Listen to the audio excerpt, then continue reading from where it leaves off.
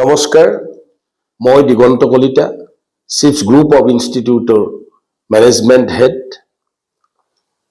অহা 20 এপ্ৰিলৰ পৰা আমাৰ NEET, JEE ফাউণ্ডেশ্যন কোৰ্চ, ইয়াৰ লগতে ক্লাছ 6ৰ পৰা 12লৈকে আমাৰ যিটো পাঠ্যক্ৰম সেইটো আৰম্ভ হ'ব আৰু অহা 20 এপ্ৰিলৰ আগতে আপোনালোকে আমাৰ চিপছৰ কাৰ্যালয়ত যোগাযোগ কৰক।